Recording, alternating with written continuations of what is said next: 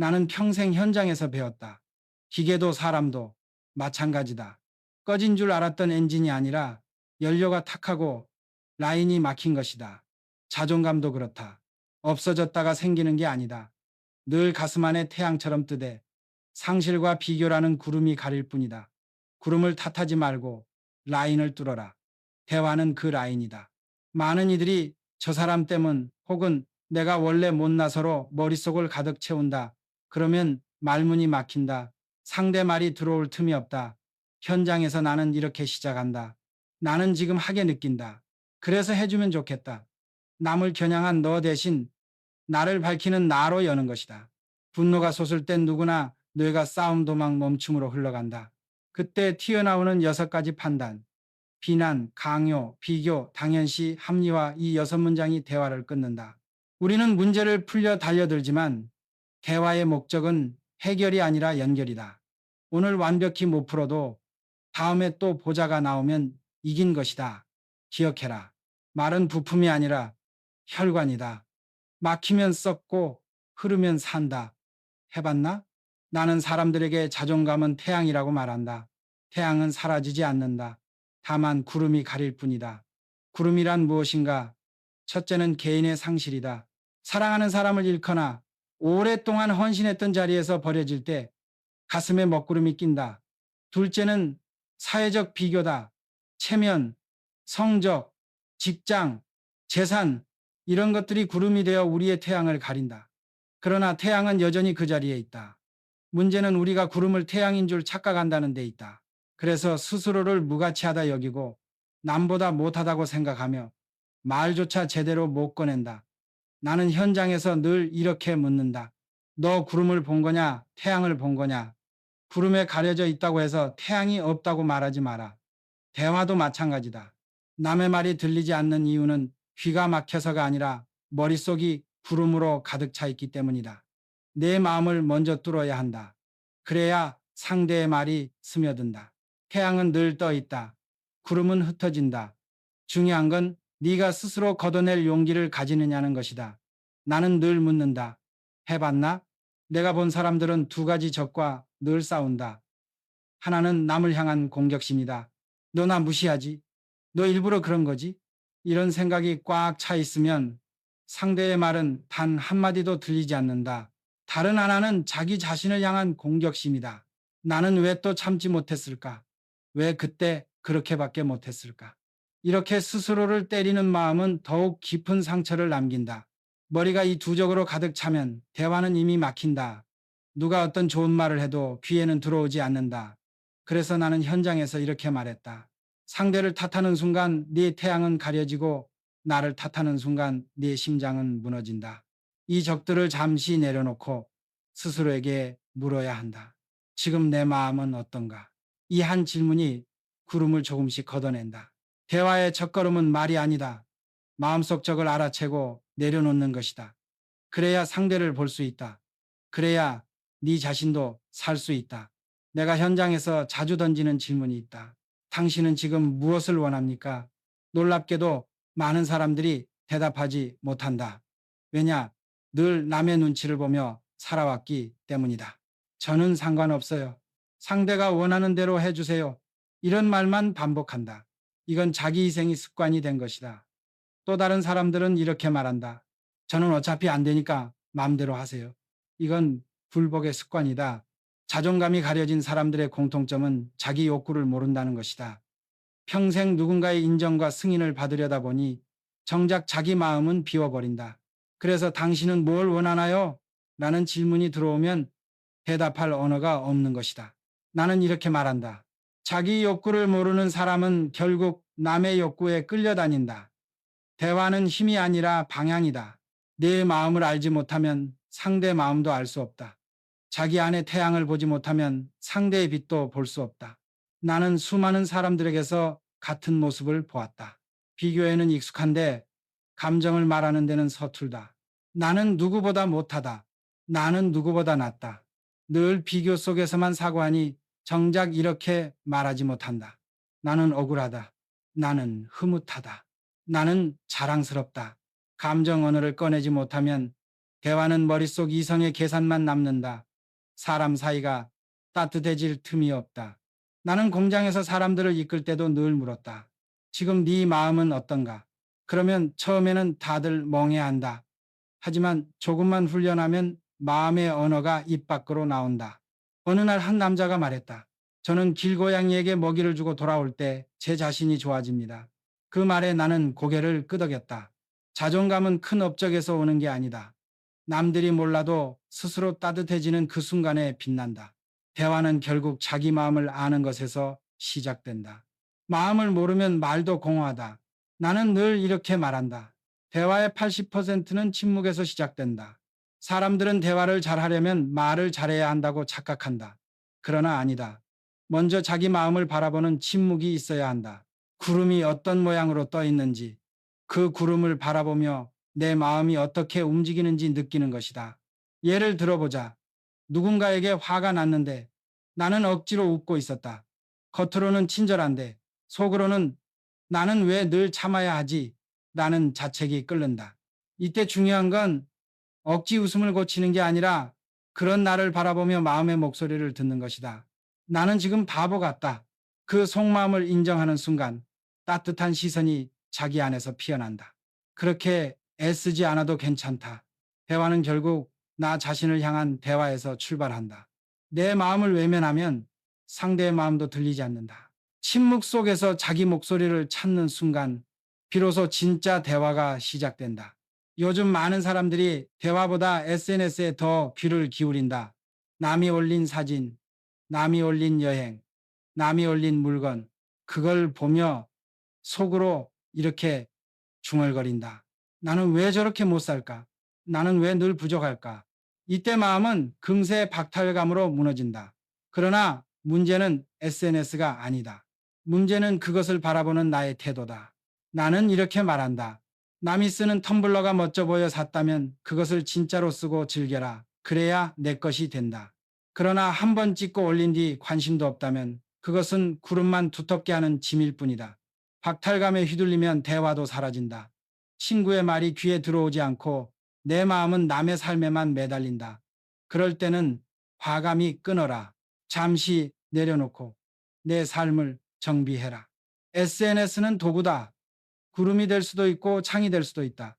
어떻게 쓰느냐에 따라 태양을 가리거나 빛을 비출 수 있다. 나는 자존감이 바닥이라고 느낄 때 늘 이렇게 말했다. 거창한 해결책 찾지 마라. 작은 봉사부터 해라. 사람은 본성적으로 누군가를 돕고 싶어 하는 존재다.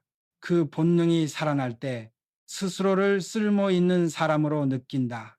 그 순간 구름이 걷히고 태양이 다시 비친다. 예를 들어보자. 횡단보도에서 힘겹게 리어카를 끄는 할머니를 본다면 누구나 가슴이 저릿하지 않은가? 돈을 받지 않아도 손을 뻗고 싶은 게 사람이다. 회사에서도 마찬가지다. 동료가 서류를 들고 허둥대고 있을 때 문 하나 열어주는 일.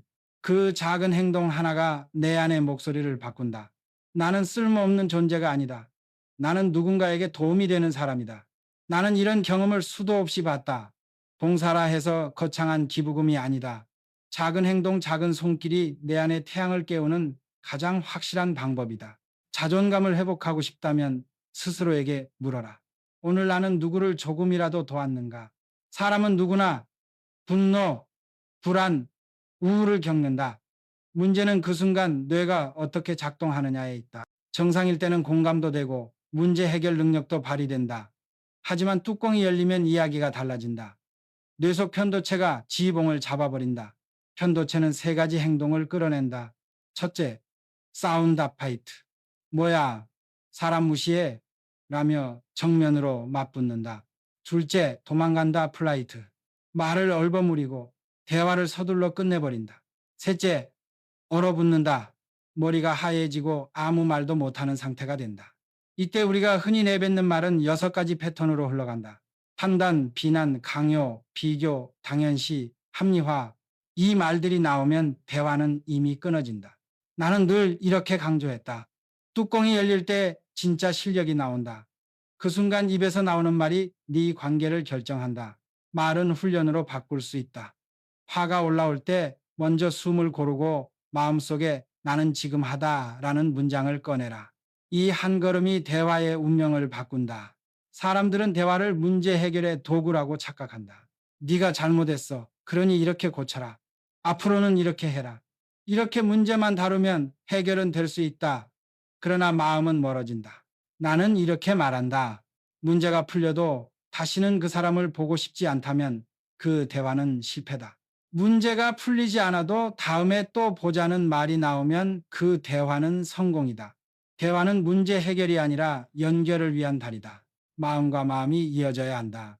그 다리가 끊어지면 아무리 문제를 풀어도 남는 건 공허함 뿐이다. 그래서 나는 현장에서 사람들에게 훈련을 시켰다. 상대가 잘못했을 때 곧바로 지적하지 말고 이렇게 말해보라. 나는 당신을 더 알고 싶다. 나는 우리가 서로 존중하는 관계였으면 좋겠다. 문제의 본질은 틀린 행동이 아니라 끊어진 연결에 있다. 기억해라. 철판을 이어붙이는 용접이 강력해야 기계가 돌아가듯 관계도 연결이 살아야 움직인다. 해결보다 연결, 이것이 대화의 본질이다. 사람은 누구나 마음속에 오래된 그림자를 안고 산다. 어릴 적 받은 상처, 누구에게도 말하지 못한 부끄러운 기억, 그것이 현재의 대화를 망가뜨린다. 나는 한 남자를 만난 적이 있다. 빨래에서 냄새가 난다는 말에 아내에게 버럭 화를 냈다. 나중에 이유를 물으니 어린 시절 친구들이 냄새 난다며 놀린 기억이 숨어 있었다. 그 그림자가 현재의 분노를 터뜨린 것이다. 나는 이렇게 말했다. 그림자는 숨기면 독이 된다. 그러나 꺼내 말하면 약이 된다. 사랑하는 사람 앞에서 그림자를 꺼내라. 나는 어릴 때 이런 상처가 있었다. 그래서 지금 과하게 반응했다. 이렇게 고백하면 오해가 풀리고 진짜 이해가 시작된다. 대화는 강한 사람만 하는 게 아니다. 부끄럽고 연약한 나를 드러낼 때 관계는 비로소 단단해진다.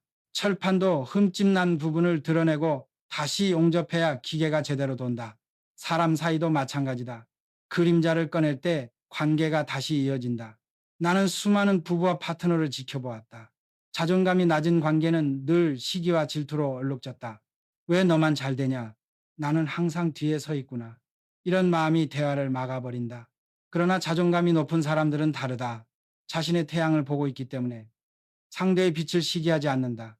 네가 성장하니 기쁘다. 네 성공이 나에게도 힘이 된다. 이렇게 말할 수 있다. 나는 조직에서 승진자와 누락자를 동시에 교육한 적이 있다. 대부분은 웃는 자와 함께 웃는 게 제일 어렵다고 했다. 그러나 자존감이 높은 사람은 다르게 반응한다. 나는 아직 부족하지만 네가 잘 된 건 우리 모두의 기쁨이다. 이런 관계는 서로를 경쟁자가 아닌 동반자로 만든다. 두 사람이 각자의 태양을 바라보며 동시에 서로의 빛을 인정하는 것, 이것이 진짜 파트너십이다. 나는 확신한다. 시기 없는 축하, 질투 없는 성장. 이것이 자존감 높은 관계가 주는 가장 큰 힘이다. 나는 친구라는 이름을 쉽게 쓰지 않는다. 친구란 내가 가장 약한 모습을 보여주어도 지켜주는 사람이어야 한다. 대화를 하다 보면 알 수 있다. 내가 힘든 사정을 털어놓았는데 그 이야기가 엉뚱한 사람에게 흘러가 있다면 그건 친구가 아니다. 진짜 친구는 내 취약함을 외부에 흘리지 않고 나와 직접 나눈다. 나는 이렇게 말한다. 네가 정말 걱정된다면 나한테 말하지 말고 그 사람에게 직접 전화를 해라. 걱정이라는 이름으로 남의 이야기를 퍼뜨리는 건 배신이다. 또 하나의 기준이 있다. 내가 기쁜 일을 이야기했을 때 함께 웃어주는 사람. 비록 속으로는 질투가 있더라도 축하한다는 말을 해줄 수 있는 사람. 그게 진짜 친구다. 인생에서 많은 인연이 오고 간다. 그러나 끝까지 곁에 남는 건 내 비밀을 지켜주고 내 기쁨을 진심으로 축하해주는 단 몇 사람이다. 나는 늘 사람들에게 묻는다. 너에게 그런 친구가 한 명이라도 있나? 그렇다면 넌 이미 큰 부자다. 많은 사람들이 거절을 두려워한다. 싫다라는 말을 하면 관계가 깨질까 걱정한다. 그래서 결국 억지로 받아들이고 마음속에 원망만 쌓는다. 나는 거절을 이렇게 정의한다. 거절은 끊는 게 아니라 조율이다. 방법은 두 가지다. 첫째, 상대의 욕구를 추측하고 대안을 제시한다. 예를 들어 친구가 보험 가입을 부탁했을 때 이렇게 말할 수 있다. 네가 지금 성취와 안정이 필요하다는 걸 안다. 그런데 나는 이미 다른 상품을 가입했다. 대신 네 상품을 내가 아는 사람들에게 알려주겠다. 거절했지만 여전히 연결은 남는다. 둘째, 내 욕구를 분명히 밝히고 한계를 두는 것이다. 형제가 늘 돈을 빌려달라 했던 한 사람이 있었다. 그는 끝내 배우자의 신뢰를 잃었다. 그때 이렇게 말했다면 어땠을까? 형, 나는 아내와 약속이 더 이상은 빌려주지 않는 것이다. 미안하다. 관계는 흔들려도 적어도 내 마음은 정직했을 것이다. 거절은 냉정함이 아니다. 진짜 거절은 상대 욕구를 존중하면서 동시에 내 욕구를 분명히 밝히는 것이다. 이것이 관계를 지키는 조율의 기술이다. 나는 평생 사람들과 일하며 깨달았다. 돈은 많아도 불행할 수 있고 없어도 나름의 행복이 있다. 그러나 대화는 다르다. 대화가 풍성하면 관계도 살고 마음도 산다. 대화가 끊기면 관계는 죽고 마음도 병든다. 많은 이들이 말 안 해도 알겠지라며 침묵한다. 바쁘다는 핑계로 소통의 비용을 아끼려 한다. 그러나 이게 가장 큰 착각이다. 해야 할 말을 하지 않으면 작은 오해가 큰 벽이 된다. 쓸데없는 말 같아도 때로는 그 말이 관계를 살린다. 중요한 건 말의 방향이다. 상대를 찌르는 말 대신 나의 마음을 드러내는 말. 신경증적 죄책감. 내가 글렀어. 나는 미쳤어. 이런 말은 상대에게 상처만 남긴다. 대신 실존적 사과를 하라. 내가 한 행동이 너에게 상처가 되었을 거다. 미안하다. 다음엔 다르게 하겠다. 마샬 로젠버그 박사가 말했다. 인간의 모든 말은 부탁이거나 감사다. 사랑하는 사람과의 대화라면 이 두 가지로 충분하다. 기억해라. 태양은 늘 우리 안에 있다. 구름이 가려져 있을 뿐이다. 대화는 그 구름을 걷어내는 바람이다. 그리고 그 바람은 바로 내 입에서 시작된다.